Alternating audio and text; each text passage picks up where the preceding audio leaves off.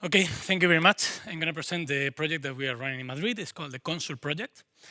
And about Yves made us some question about what is unique in our project, what is different, and what can we present that is different. And we think one of the important things our project that is not the project of Madrid anymore. It's a project that started in Madrid a bit more than 2 years ago, but we created an open source platform to be able to run the project, to have all the participatory processes that was open for any other institution to take it and use it. Now there are more than 80 governments all around the world using this platform for their projects.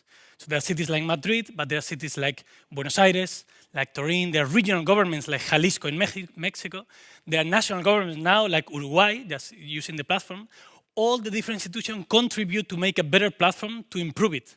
And that's, for us, is really important because we always try to do things just by ourselves and it's very painful, has a lot of resources, it's very difficult. Why? Why we don't just start working together from the very beginning? And this is what is happening. Any new institution can just join, not just use the platform, but join the community and learn from each other, from the real cases from each other and learn and work together. And that makes us much easier our life. Another important thing about what we are doing is, let me take like one step back from participatory budgeting. The thing is we are doing much more things than participatory budgeting, and that is very important also for participatory budgeting. Participatory budgeting is a process where usually it's very difficult to engage a lot of people. It's a process that is complex, it takes time and so on, but there are many other participation processes that they are much easier for people to engage and also are much more easy to run from the institution. Participatory budgeting usually takes a lot of resources to check all the proposal, to check if they're feasible, if they're not, to implement the proposal. Everything is a lot of things. But there are a lot of other processes that you can do without almost no resources, and a lot of people will join.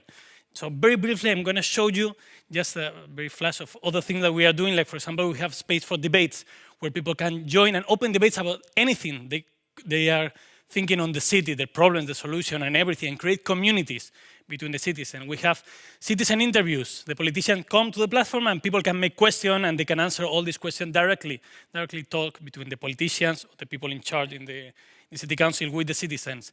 We have citizen initiatives. People can make proposals not about the budget, not about how to spend the money, but about any issue on the city council. Like, for example, two of the proposals that we voted to change the ticket for public transport. People proposed to change it, now we are doing it.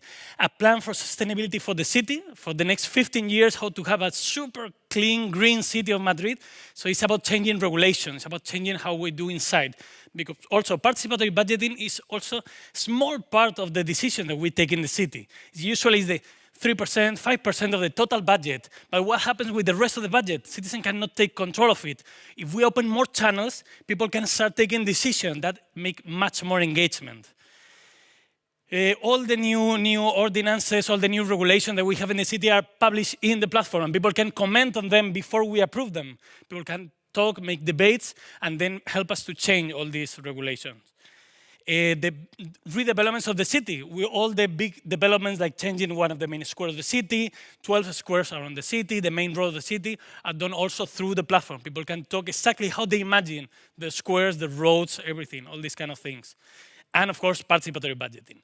Because we have all this set of processes in the same place, the same platform is easy to go, to participate, we have a lot of people engaged. We have more than 400,000 people registered in the platform. It's a lot of people. And it's because a lot of people can come for the debate or to comment on a regulation or something, and some of them also because of participatory budgeting. But when they are there in the environment, it's for them very easy to jump to other processes. So a lot of people that didn't know about participatory budgeting started by other way and then jumped into participatory budgeting. Okay? And these other processes almost take no resources, so it's easy to start. And that's also one lesson that we have learned that is very important is we have to be very ambitious. Really, really ambitious. All these kind of processes, it really don't take a lot of resources. When we started with the project, with all the channels, in the citizen participation department in the city, there were 5 people in charge of everything. And it's a city council where there are 30,000 public workers. So we were really like the smallest department of the whole council. And we could do it because we have this kind of technology that really allows it.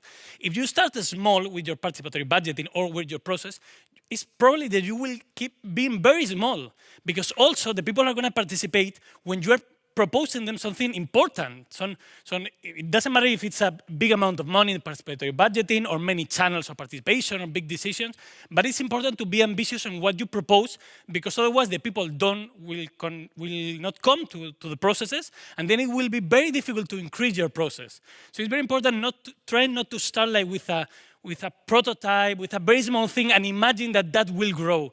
Try to start being very ambitious, very big, and then it will be easy to let a lot of people join the project. Participatory budgeting, as it was commented, we are doing every year with 100 million euros. That is split between two different voting processes. One is for the city. We have 30 million euros for projects for the whole city. So you can propose, like for example, changing all the bike lanes of the city. Up to 30 million euros, your proposal can be there. And then we have 70 million euros that we split in the different districts of the city. We have 21 districts, and we split this amount of money depending on the population of the district. So larger districts get more money, and in an inverse rate with the income of the district. So the rich districts get a bit less, and the poor districts a bit more. Okay? And then you can make proposal for any district or for the city. And for making proposal, you just need to live in the city. You don't have to have the nationality, Spanish nationality. It doesn't matter also what age are you. You can be just a child and propose a new park or a new thing that you like. It's okay, perfect. Lots of projects, like for example, in the case of Buenos Aires, when they did with the platform, the participatory budget, they got 30,000 proposals. So it's really a lot of information that we can get from these processes. And it's very important because people can participate in all the phases directly. All the projects that we are presenting are direct processes where any citizen can take part of it. This is not the common case of participatory budgeting all over the world, and this is also very important to open really the channels for everybody to participate, because why not? It's easy, and then you get really a lot of input, ideas, a lot of brains thinking on how to improve the city. People can support the different projects, so they order which ones are more interesting. We got a lot of projects, so we cannot really check the feasibility of all projects, but we check the ones that have more support. So it's people who decide which ones are we checking. We make the feasibility reports, and then people can vote. This is how the voting part looks like. You have all the money of the process to decide on it. So for example, here, if you're voting for the city, for the city projects, you have 30 million euros, and in the top, you see like a bar that is the 30 million euros. So if you, let's say, choose a project that costs 2 million euros, you already spent that amount of money. So you can vote as much money as you have. If you want to vote on very expensive things, only you can make a small number of votes. If you want to vote on a lot of cheap things, you can vote a lot of things. So you have to think as the councillors and the mayor are thinking in the city, that your resources are limited, and you have to start thinking on that way. And then all the most supported projects are published, and then we do them. Between the first and the second year, we're now going into the third year of participatory budgeting. Between the first and the second year, we have voted 517 projects. A lot of projects for the city, for the districts. A lot of them are very small projects. That also, this is very important. Since this voting really depends on the amount of money, it's very easy that a lot of small things go finally through the voting, to the final voting process. So we can have a huge impact on the city. When we didn't have this kind of participatory budgeting process, with the same amount of money, the city council was able to do maybe 30, 40 projects, and that's maximum. Now, with the same amount of money, we're doing 200 projects, 300 projects, because there's a lot of people participating who really have a lot of small ideas to change the city, and this is very important.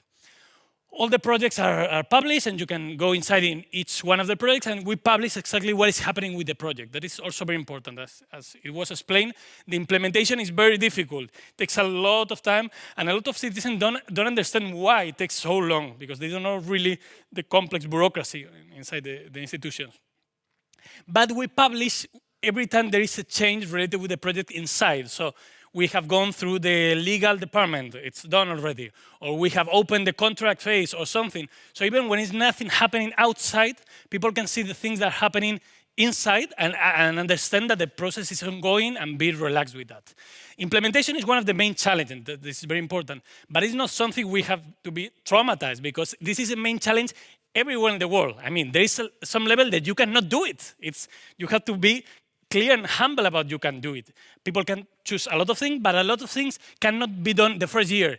We'll need 2 years, maybe 3 years, and it's okay, it's the normal pace. But if you start small because of that, and you decide to have much smaller amount of money, less projects, it's gonna happen exactly the same. So this is why also it's important to try to be ambitious in the amount of money and projects, because it's always is gonna be a percentage of what you are proposing. So, and then here, even we, like 500 projects were decided. Now, this year we're gonna implement maybe around 200 or something. There's gonna be a huge impact even when a lot of projects still are not gonna be finished. As I commented, I want to go back again to this.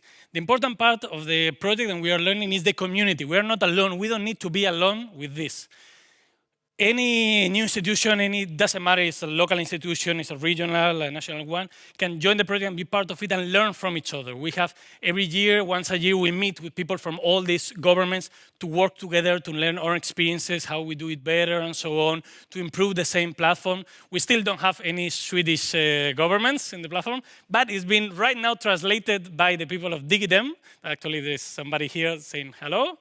That you are very lucky to have these people here. So if you want to join it, we'll be super happy of being part of it with the project. And that's it. Thank you very much. And thank you so much for inviting us to think big and to be ambitious. And you say something that, I mean, it's very interesting. When you say, don't think that if you start small, you might upscale that easily, and that it might be easier, I suppose, within specific political context. I mean, Madrid political context with the movements is one. But that's very, very challenging as an idea, you know, on upscaling.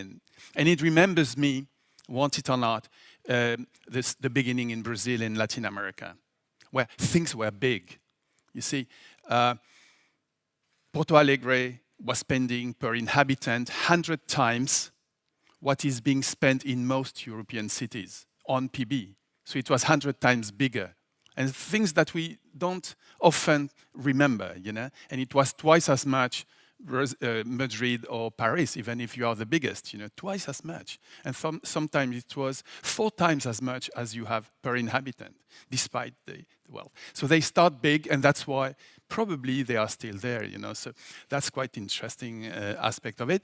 And thank you also for putting, as the others done from Lisbon and Paris, a little bit in the perspective of the participatory system. This is quite useful in order to identify what is the contribution of PB. That was very, very cute as well.